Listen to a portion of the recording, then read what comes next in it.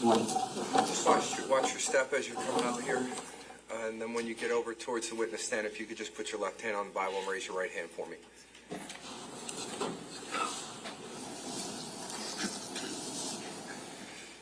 Do you solemnly swear or affirm to tell the truth, the whole truth, and nothing but the truth, so help you God? I do. Okay, you can take your seat. Thank you. Sir.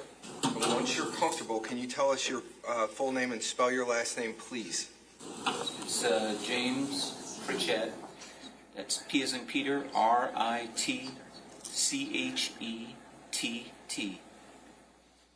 Okay. Sir, I'm just going to ask you to do me one favor. When you speak, please make sure you speak loud enough so that jurors number 15 and 16 can hear you, okay? I'll try. Okay. If not, I'll keep an eye on you, all right? Thank you. I got you. All right. Ms. Mastalone, whenever you're ready. Thank you. Good morning, Mr. Prichett. Can you please introduce yourself to the jury? Hi, good morning. I'm James Prichett, but I go by Jim. And are you currently working? I'm retired now. And what did you do before you retired? Leading up to retirement, I was in B2B sales for an insurance company, and then before that, I ran a business for Morgan Stanley. And even though you're retired, do you do any type of work currently? I volunteer. I volunteer at a local community center. I chair a couple of committees and was on the board for a couple of years. I'm also a what's known as a CASA. It's a court-appointed special advocate for children in the New Jersey foster care system. And what's your educational background? I have an undergrad degree in psychology, and I have an MBA in finance and investments. And who do you live with? I live with my wife, Stacy. Okay. I want to first talk to you about the Caneiro family. Do you know Paul Caneiro and his family? Yes. And other than Paul, who else is in his immediate family? There's Sue, or Susan, his wife, and his daughters, Katie and Marissa. And can you tell us a little bit about how you know them? Yeah, I met them. I met the entire Caneiro family back in 1993. I started dating my wife, and she's very good friends with Susan. And so I started going to different functions that they were having, like different events. They had a barbecue, I think was the first time. And, started hanging out with them over the summer on a pretty regular basis. And then at the end of 93, I was at their house for Christmas Eve. Okay, and so 1993, approximately how many years is it that you know them? Probably it would be about 33 years, sometime in April or May. Okay, so I want to talk to you a little bit about how well you know the Caneiro family. You kind of started to go into it, but can you explain to us how over time your relationship with Paul and his family developed? Yeah, we spent a lot of time together. Stacy, my wife, was pretty good friends with Susan, if not best friends, and we would go and hang out with them. We lived in the city, they lived in New Jersey, so it was a good way to escape the city. And we just started talking about things. You know, we had common background. We did, kind of blue collar growing up, and so, I grew up in the Bronx. They were from Brooklyn and Staten Island, and we just started hitting it off. So as I started becoming more friendly, it meant that, we were both going out and spending more time with them. And what about your kids? Were your kids and close with the Caneiro kids? Yeah, they're like family, I've known Katie since she was, 2 years old maybe. Marissa since the day she was born, and my girls have known them all of their lives. And given the amount of time that we spend with them, it's a family thing, I suppose. And over time, what are the different types of activities you could tell the jury that, you and Paul and Susan and the girls and your family, what kind of activities and things would you do, kind of get-togethers, things of that nature? Lots of barbecues over the summer, I guess, as soon as, it starts off with kind of Katie's birthday, because she was end of April, all all the way through the end of the summer, just being down, having barbecues. Sue and Paul seemed to always love to host, and we were happy to take advantage of that. You know, we were down there so much, probably should have been paying them a rental fee for being there in the summer. Beyond that, birthday parties for all of our kids. We went on vacations together. Went to Spain. Went to our first trip to Disney with our girls was a joint trip with the families. And Hershey Park is another one where we've gone multiple times with them. Even actually taking Katie and Marissa at times where Sue and Paul didn't go. And you mentioned earlier that you were living in the city. At some point, did you move to New Jersey? We did. We moved after 9/11. We moved into town up in Union County. Is this like 2001? 2001, yeah. Beginning of 2002, by the time we actually got to physically move in. And once you moved to New Jersey, did you then see the Caneiro family like even more often? Probably every other week, it seemed like. And wasn't so much of an issue in terms of traveling and everything, especially for us back then. Being in the city made it a little bit harder to see them, but then we were able to just kind of jump on the Parkway and see them a lot more. And would you consider yourself and your family close with the Caneiro family? Yeah, we kind of think of them as an extension of our family. I mean, we have spent so much time with them. And how do you refer to Katie and Marissa? They're like our nieces in a sense, and I think that our daughters and Katie and Marissa think of themselves almost as cousins because they've spent so much time together. So. And so it sounds like you saw them fairly often. Yes. During the occasions that you would see them, whether it's barbecue or a holiday, I'm not sure if you mentioned that. Did you spend Christmas with them? Christmas Eve was kind of a tradition for us, I think, pretty much since 1993. Did you know the Goulds? Yes. Okay. And so in light of the time that you've spent with the Caneiro family, whether it's barbecues, summers, weekends, holidays, did you have the occasion to also get to know Keith and Jennifer and their family? Yes. When I first met Keith, it was actually at the Christmas Eve thing in '93, the get-together. And then eventually, once he and Jennifer started dating, I started seeing her more. And then, when Jesse and Sophia were born, we saw them as well, because they were over a lot more then, too. Okay. And just to kind of tie it all together, what kind of events and holidays and get-togethers would you see Jennifer and Keith and the kids? Well, they were there for the barbecues, too. They were there for different birthday parties. We might have been at their houses we had been at their houses for birthday parties for both Jesse and Sophia. They'd be over for Katie and Marissa's. So we would see them with that. Just basically every function that you could think of. I mean, it was kind of a close-knit circle, so, we were always there.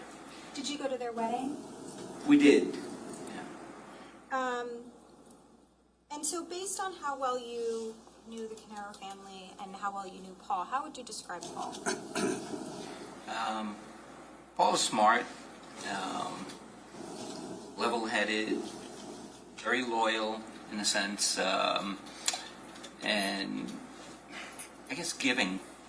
He was always willing to lend a hand with different things, either sharing an opinion or, hey, I need help doing something. He made himself available. And how would you describe the relationship between Keith and Paul? They were brothers, and they were really close. You know, I don't have a brother, but if I did, I would have loved to have had that type of relationship in terms of how close they were. What about their bond? How would you describe their bond?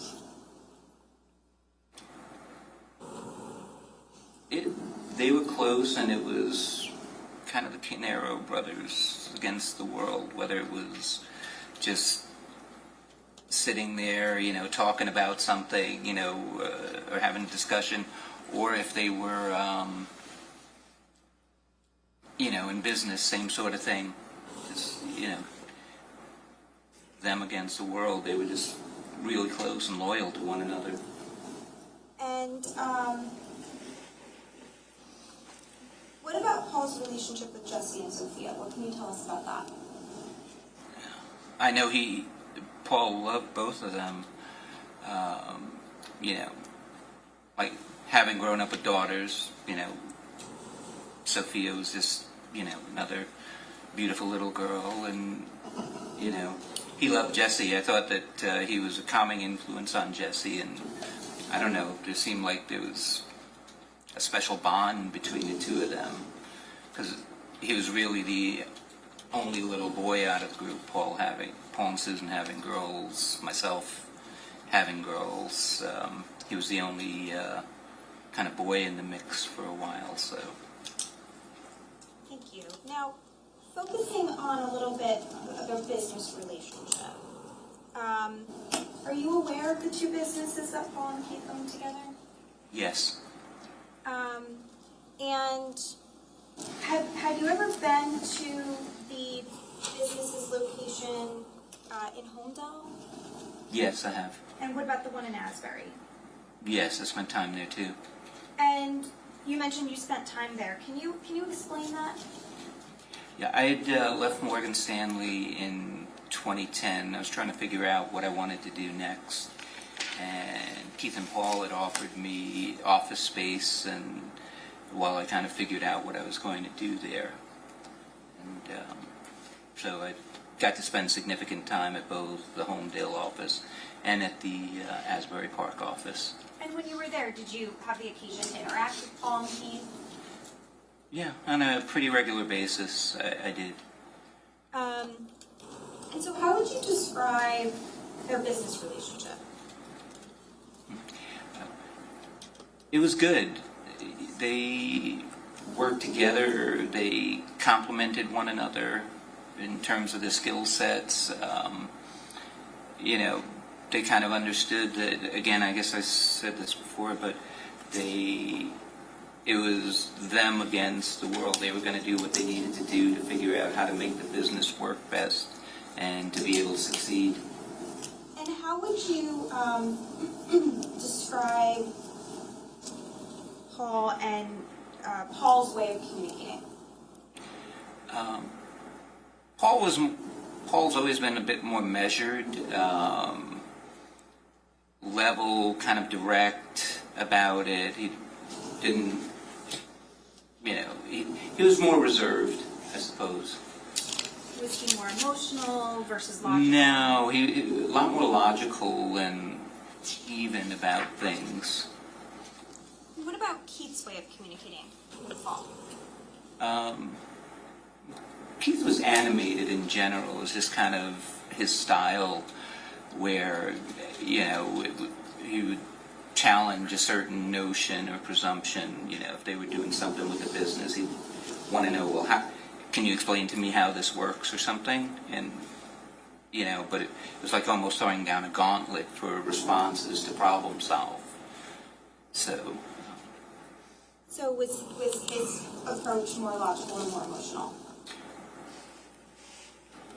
It was more emotional. I mean, again, they were a good compliment from a business perspective on there. Like, he needed to have things proven to him, and he was going to let you. There was no mystery about what Keith was actually thinking from that perspective. It wasn't a negative. It was just different from Paul. So, and since you've had the occasion to see a lot of their communications when you were present, of course, did you have the occasion to see any disagreements between the two? Yeah, I mean, yeah, excuse me, yes. And how would you describe those disagreements? I think that I'd probably describe them as constructive conflict, because Keith would kind of put something out there and, it would be in his animated sort of way with everything on his sleeve, and Paul would sit there and listen to Keith and go through it and then kind of explain, well, here's why these things work over there. So again, kind of a complementary way that they communicated, and once they figured out the issue, it was good. I think it was just an interesting way.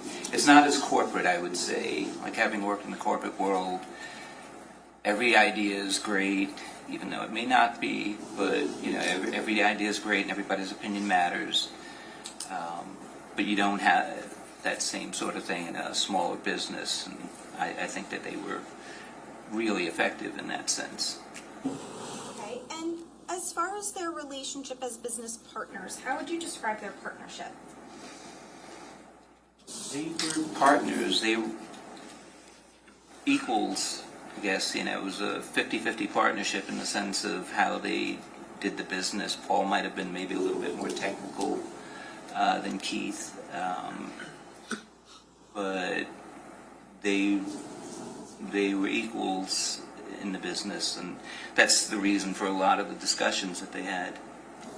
And to your knowledge, did one brother contribute more than the other? Because you're talking about equals, and notwithstanding ownership specifically, but more so just in the way that they handled the business.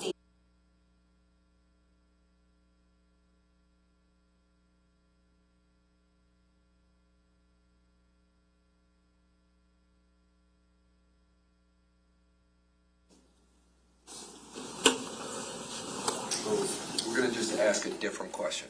All right.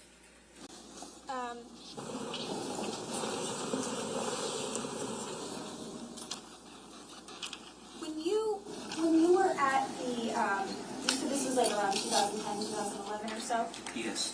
And so when you were at the, and I think you mentioned you were renting office space or using office space? I was using it, yeah. Did you ever engage with Paul and Keith and discuss the businesses with them?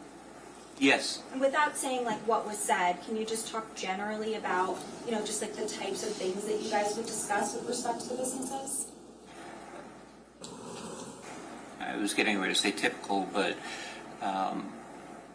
discussions about whether or not how you finance certain things. Do you buy? Do you lease? How do you interface with the media on certain things for a business? What your approach would be to doing that. So public relations type things.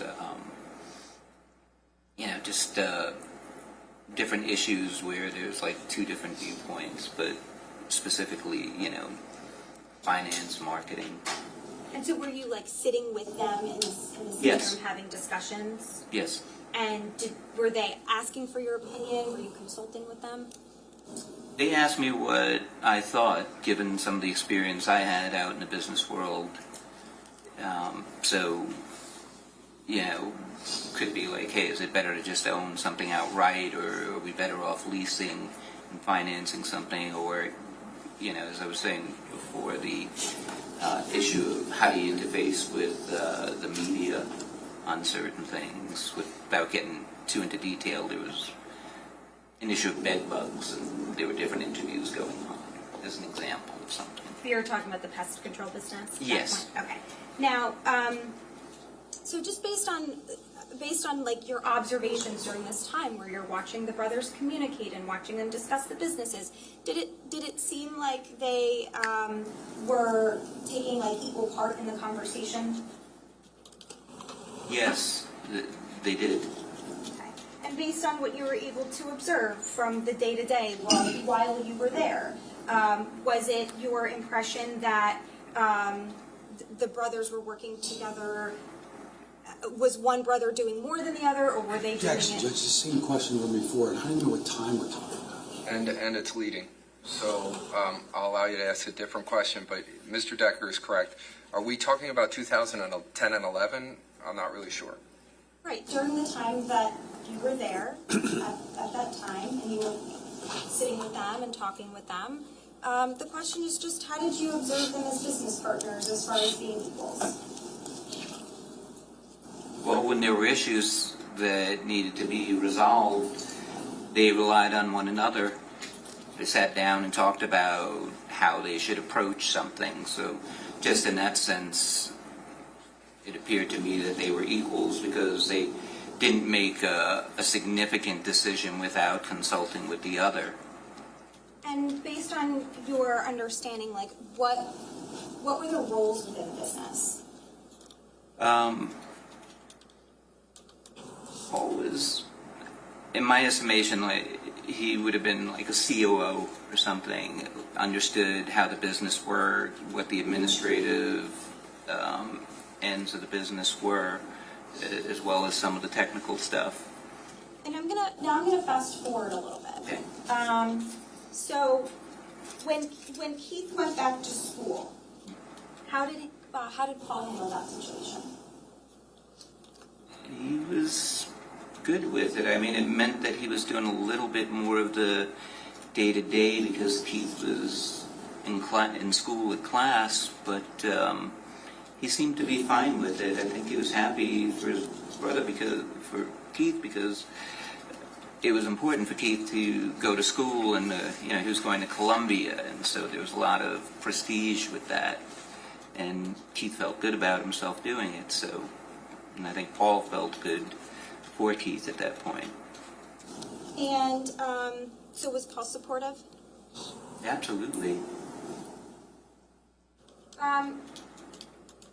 Fast forwarding a little bit more, after 2018, do you know who took over the businesses? Objection. Relevance.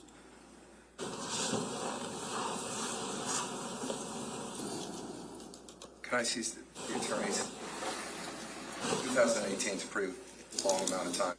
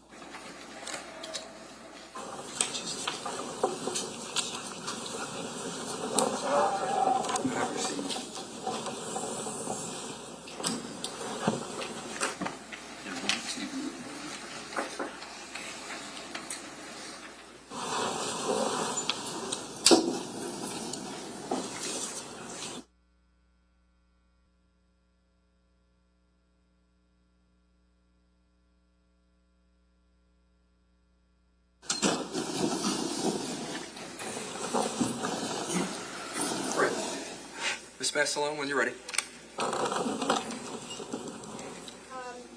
Mr. Prichett, just a few more questions.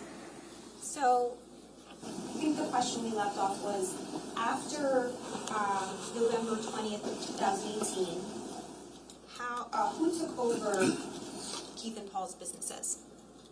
Corey Caneiro did. And how do you, how soon after November 20th of 2018 did that happen? Within days. Thank you. Now, obviously, a lot of time has passed since 2018. Are you still close with the Caneiro family today? I am. Thank you. Cross. Thank you. Mr. Prichett, how you doing? Good, thank you.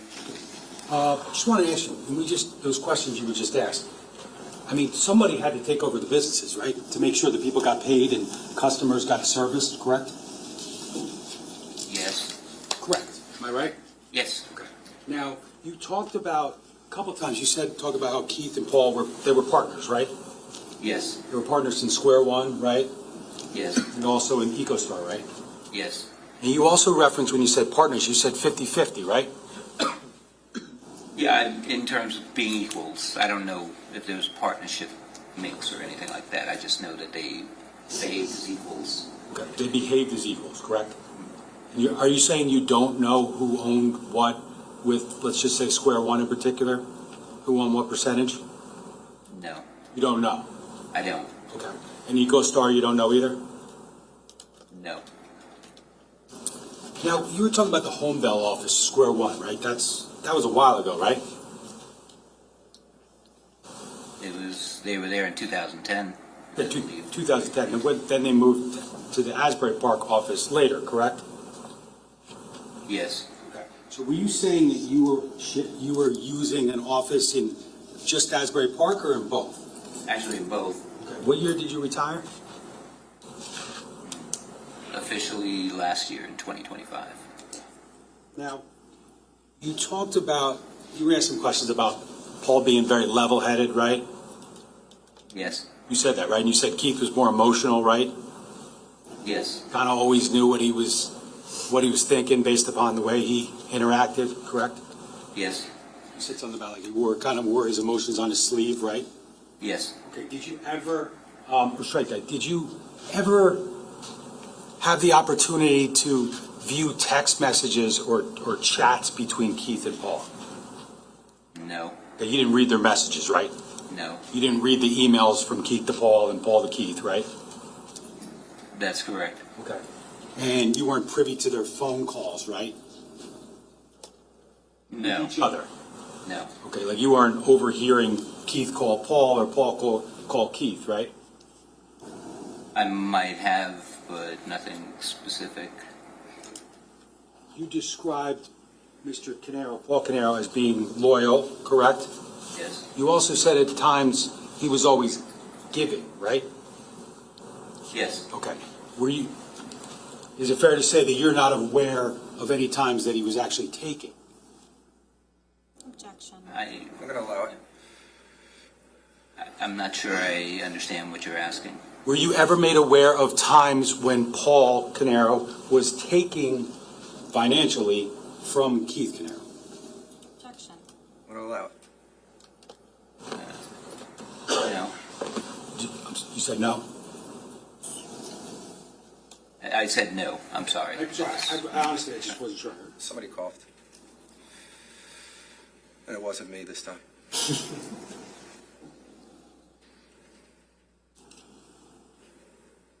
Judge, I don't have any further questions. Thank you. Can you redirect?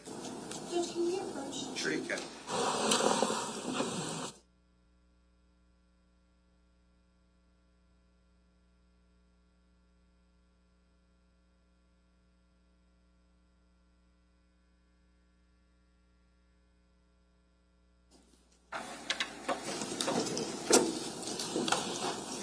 Mr. Prichett, the prosecutor asked you, whether someone had to take over the businesses, right? But it didn't have to be Corey, right? It could have been someone else. Yes, in all honesty, I was a little bit surprised. Sir, that's the answer to the question. It's either yes or no. Somebody else could have taken it over? Yes. Okay. I'm going to strike the part after the word yes, it could have been somebody else. And to your knowledge, over the course of the, let's say, starting in the 2000s, from 2000 up until 2018, like those 18 years, did Corey have anything to do with the business? No. Corey had been brought in a couple of times, I know, by Keith and Paul into the business, but